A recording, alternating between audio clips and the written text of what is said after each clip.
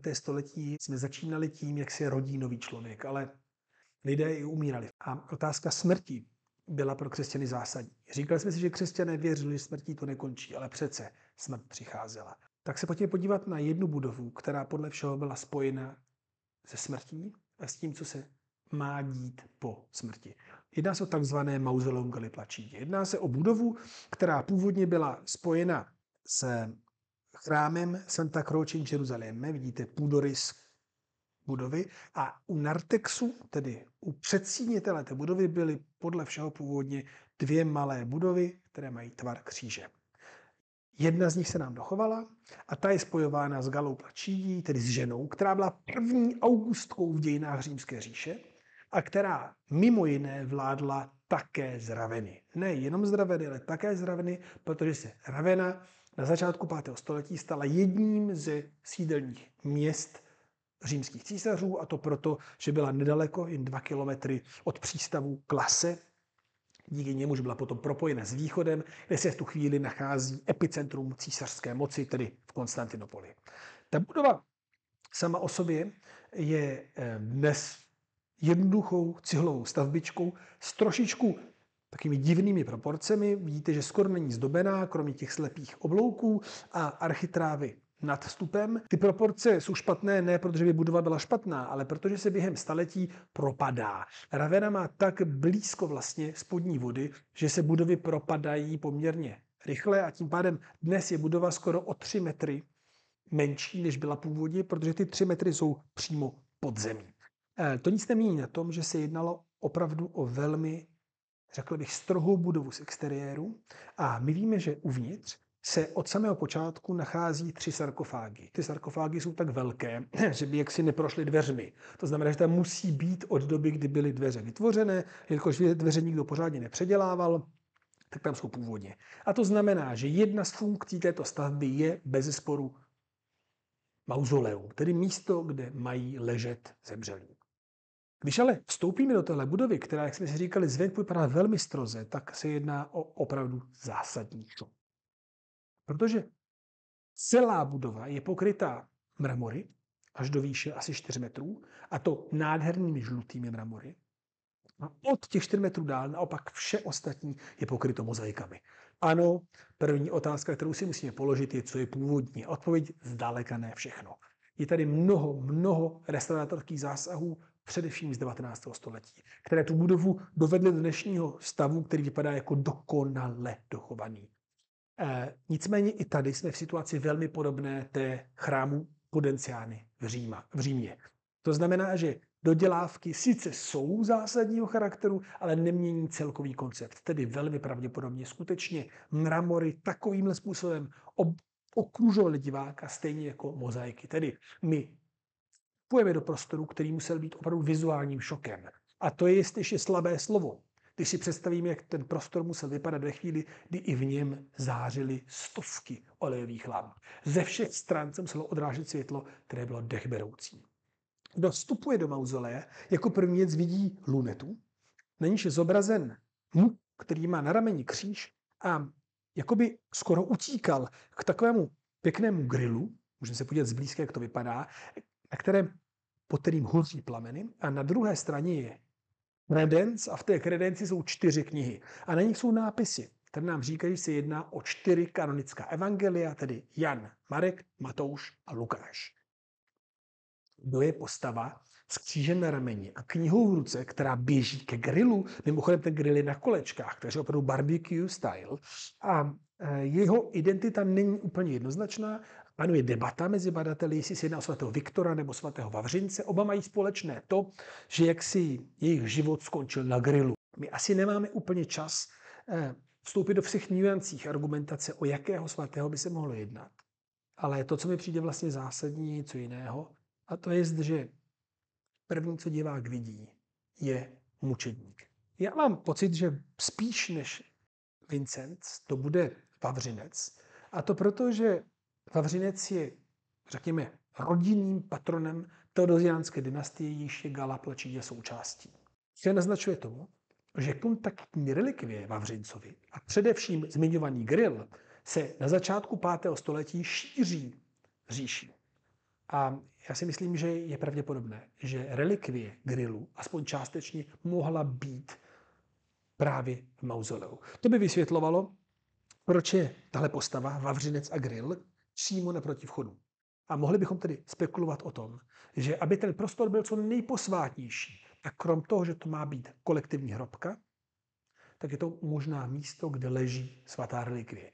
A to, co jsme si ještě neříkali, ale co je zásadní uvědomit si, že křesťané 5. století věří, že přítomnost relikvie v sobě obsahuje ctnosti daného světce, i když se jedná o relikvii kontaktní, jako by byl grill, a že ten, kdo je pohřben v blízkosti takové relikvie, má mnohem větší šanci, že se dostane na nebesa. Tedy, že bude spasen. A tím pádem představa, že Vavřinec je první, s kým se potkávám, a zároveň, že jeho relikvie mají být to, co garantuje kolem pohřbeným cestu nahoru, dává smysl. Nicméně síla toho malinkého mauzolea lomeno martýria, pak, když tam byly relikvie svatého Vavřince, je ještě silnější. Vpravo a nalevo se totiž nachází lunety, které zobrazují doslova ráj. Když se podíváte zblízka, tak vidíte, že tam jsou krásně propletené achantové šlahouny, které vedou nebo vycházejí z bazénku, u něhož pijí jeleni a laně. Jako žízní laň po dobré vodě, tak žízní duše má po tobě, můj Bože. To jsou slova žalmu. Žalmu, který popisuje to, jak má vypadat ráj. A to, co my tady vidíme, je skutečně zobrazení ráje. Napravo a nalevo se tedy divák setkává s rájem, se stavem ráje. No a když potom zvedne oči, tak mu to prostě má vyrazit dech. Nahoře vidí kupoli pokrytou hvězdami. Uprostřed levituje kříž a kolem jsou zobrazeny 4 apokalyptické bytosti. To je vidění Boha. Člověk se setkává tváří tvář s Bohem a božskou přítomnost. Potom potřebují i 4 bytosti, které oslavují boží přítomnost, a 8 apoštolů, kteří se všichni dívají nahoru a uctívají Boha. Vévodí jim již tradičně Petr a Pavel. A tím pádem se ukazuje, že jsme v prostoru, kde se prostě člověk má setkat s realitou ráje. Obrazy, zářící obrazy mozaik, se mají stát do nějaké míry pojítkem mezi nebem a zemím, aby nejenom ti, kteří leží a odpočívají v mauzoleu, ale jakýkoliv návštěvník, který se přijde pomodlit k relikvím Vavřince, ale také pomodlit za zesnulé hrdiny, kteří leží v tomto mauzoleu, pravděpodobně členy dynastie teodoziánské, protože chrám svatého kříže byl zaplacen s galou plačí, to bezpečně víme. Tedy, aby takový návštěvník měl šanci podívat se nahoru a pocítit kouzlo boží přítomnosti. Smrt a vzkříšení jsou totiž v křesťanském jazyce tak úzce propojené, že to už více nejde. A potom tady je to, co čeká člověka, který opouští takové místo. Místo, na kterém by vlastně jeden chtěl zůstat, protože je to prefigurace ráje. Poslední, s čím se člověk potká, když bude vycházet z mauzolea, je tato luneta. Ta zobrazuje Krista mezi ovcemi. V katakombách je Kristus prezentován jako dobrý pastýř. Tedy dobrý pastýř, kterého můžeme vnímat jako Krista. Tohle již není dobrý pastýř jako Kristus. Tohle je Kristus oblečen za dobrého pastýře. Ta scéna sama o sobě je veledílo harmonie. Všechno funguje geometricky, trojúhelníková kompozice, 6 beránků, kteří jsou v 2 malých trojúhelníčcích, a jejich všechny hlavičky jsou upřené na Krista, který se úplně něžně dotýká tváře jedné z oveček. Tomu všemu dávají sílu ty trojúhelníkové kamenné struktury. A když se podíváte na dolní okraj téhle scény, tak vidíte takovou jako zvláštní reprezentaci nějakého kanionu nebo něčeho, co jakoby odděluje od sebe vlastně tu epizodu, na kterou se díváme, od reálného světa. To je signál pro diváka, že se dívá mimo hranice tohohle světa. Mimochodem, můžeme si jenom představit, jak tahle scéna mohla působit, že byla osvětlena již zmiňovanými olivovými lampami. Protože nejenže Kristus je oděn do zlata a zlatá je svatozář jeho kříž, ale zlato se nachází i na všech trávách a vlastně na všech kamenech a na všech rostlinách kolem.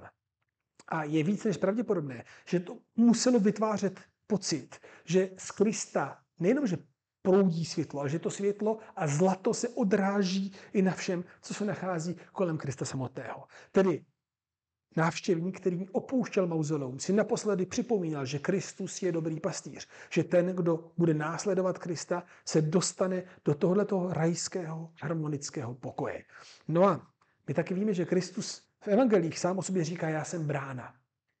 Skrze Krista se dá dosáhnout věčného života jako skrze dveře. To, že tato epizoda se nachází nad dveřmi, je podle mého soudu posledním silným momentem. Než opustím Krista v mauzoleu lomeno martýriu Vavřincovu, tak si musím připomenout, že skrze Krista mohu vstoupit do věčného života. Tedy jedná se o místo, kde je smrt poražena, kde je smrt obrácena, kde se ze smrti stává poselství věčného života. A znovu se bavíme o první polovině 5. století. Bavíme se o momentu, kdy se finálně a zásadně christianizuje římská říše. A proto tak silný důraz na naději. Proto taková potřeba přesvědčovat. Proto taková potřeba ukazovat, že křesťanství přináší úplně novou hodnotu do soudobého světa. Je to hodnota, která má měnit. Smrt již nemá moc nad lidmi. Mimochodem, je zajímavé, že já bych si určitě z křesťanství vybral jiná témata, nebo i jiná témata. Třeba to již zmiňované není muže ani ženy, otroka nebo pána. Mě by určitě zajímala ta sociální, křesťanská až revoluční linie, která tady ale nemá takový prostor. Kristus není reprezentován jako sociální aktér, ale jako ten, který dává život po smrti. A z toho můžeme usuzovat, že křesťanská elita nebo křesťanské elity tady jdou cestou, která je samozřejmě koherentní s vládnoucíma strukturama své doby. Tedy oni nenavrhují zásadní sociální proměny, ale navrhují v první řadě nové náboženství, které má zkompletnit říši a které má mluvit o tom, že křesťanství přináší naději za hranicemi tohoto světa.